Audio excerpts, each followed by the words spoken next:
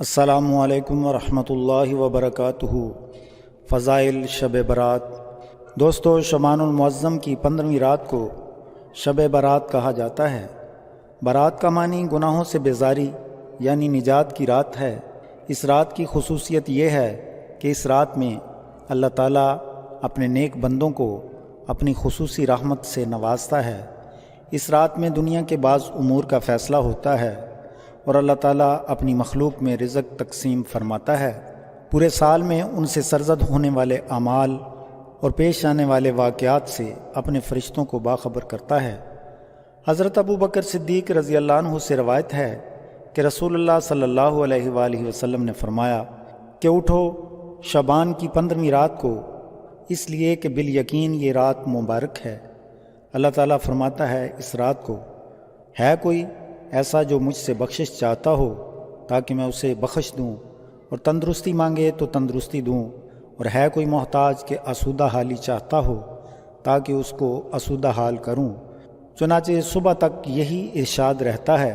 ایک اور روایت میں حضرت علی المرتضیٰ کرم اللہ تعالی وجہ الکریم سے روایت ہے کہ رسول اللہ صلی اللہ علیہ وآلہ وسلم نے فرمایا کہ نصف شعبان کی رات میں اللہ تعالیٰ آسمان کی طرف نزول فرماتا ہے، اور مشرک، دل میں کینہ رکھنے والا اور رشتہ داریوں سے قطع تعلق کرنے والا اور بدکار عورت کے سوا تمام لوگوں کو بخش دیتا ہے۔ ابو نصر نے بالاسناد مروہ سے روایت کی ہے کہ حضرت عائشہ صدیقہ رضی اللہ عنہا نے فرمایا کہ ایک رات میں نے رسول اللہ صلی اللہ علیہ وآلہ وسلم کو بستر پر نہ پایا تو میں آپ کی تلاش میں گھر سے نکلی۔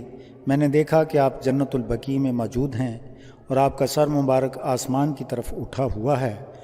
حضور صلی اللہ علیہ وآلہ وسلم نے مجھے دیکھ کر فرمایا کہ کیا تمہیں اس بات کا اندیشہ ہے کہ اللہ اور اس کا رسول تمہاری حق تلفی کریں گے؟ میں نے عرض کیا، یا رسول اللہ صلی اللہ علیہ وآلہ وسلم، میرا گمان تو یہی تھا کہ آپ کسی بی بی کے یہاں تشریف لے گئے ہیں۔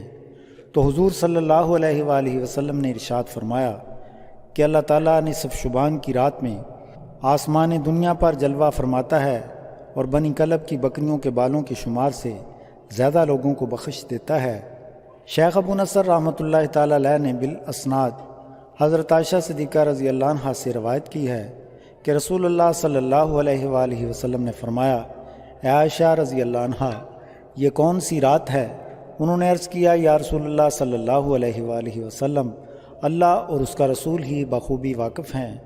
حضور نبی کریم صلی اللہ علیہ وآلہ وسلم نے فرمایا، یہ نصف شعبان کی رات ہے۔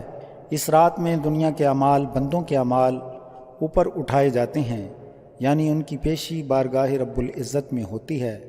اللہ تعالیٰ اس رات بنی کلب کی بکریوں کے بالوں کی تعداد میں لوگوں کو دوزخ سے آزاد کرتا ہے۔ تو کیا تم آج کی رات مجھے عبادت کی آزادی دیتی ہو؟ میں نے عرض کیا، ضرور۔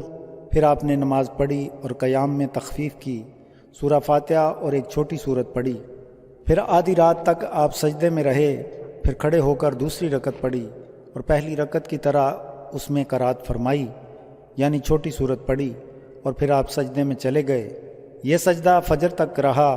میں دیکھتی رہی، مجھے یہ اندیشہ ہو گیا کہ اللہ تعالیٰ نے اپنے رسول کی روح مبارک قبض فرما لی ہے۔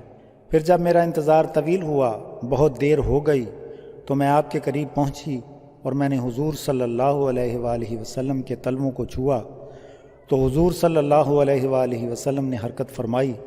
میں نے خود سنا کہ حضور صلی اللہ علیہ وآلہ وسلم سجدے کی حالت میں یہ الفاظ ادا فرما رہے تھے، اعوذ بعفوک من عقوبتک واعوذ برحمتک من نعمتک واعوذ برضاک من سخطک واعوذ بک منک جل ثناؤک لا احصی ثناء علیک انت کما اثنیت علی نفسک۔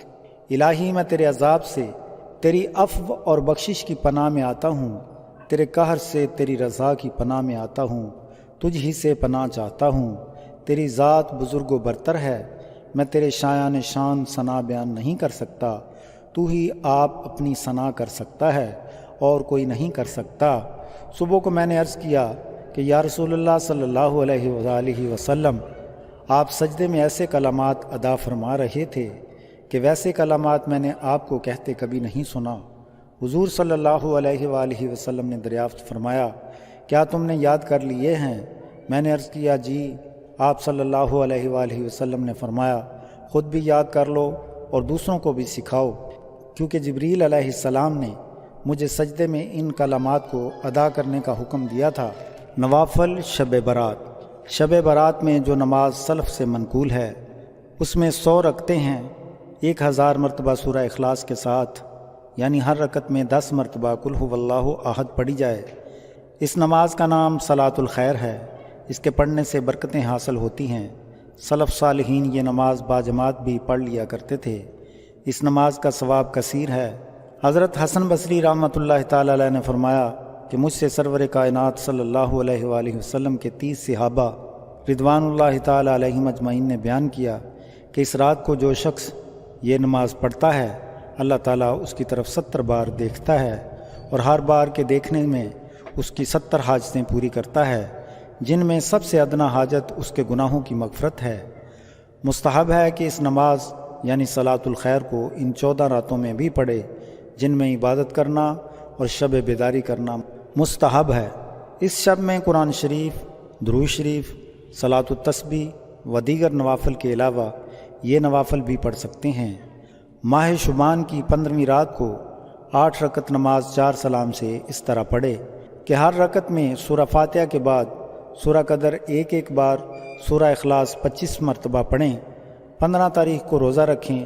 اللہ عز و جل اپنے حبیب پاک کے صدقہ میں تمام مسلمانوں کو خلوص دل کے ساتھ نیک عمل کرنے کی توفیق عطا فرمائے۔ بعد نماز مغرب کے 6 رکعت 2 کر کے پڑھیں کہ 2 رکعت نفل درازی عمر بالخیر ہونے کی نیت سے، اور 2 رکعت نفل بلائیں دفع ہونے کی نیت سے، اور 2 رکعت نفل مخلوق کا محتاج نہ ہونے کی نیت سے پڑھیں، اور ہر دگانہ کے بعد سورہ یاسین 1 بار یا سورہ اخلاص 21 بار، اور اس کے بعد دعائے نصف شعبان پڑھیں۔ دعا ہے کہ خالق کائنات ہمیں صحیح معنوں میں اللہ تعالیٰ کی عبادت کرنے کی توفیق عطا فرمائے، اور تمام مسلمان مرد اور عورتیں جو اس دنیا کو خیر بات کہہ چکی ہیں اللہ تعالیٰ ان کی مغفرت فرمائے اور ان کے صغیرہ کبیرہ گناہوں کو معاف فرمائے اور ان کی بخشش فرمائے۔ آمین ثم آمین۔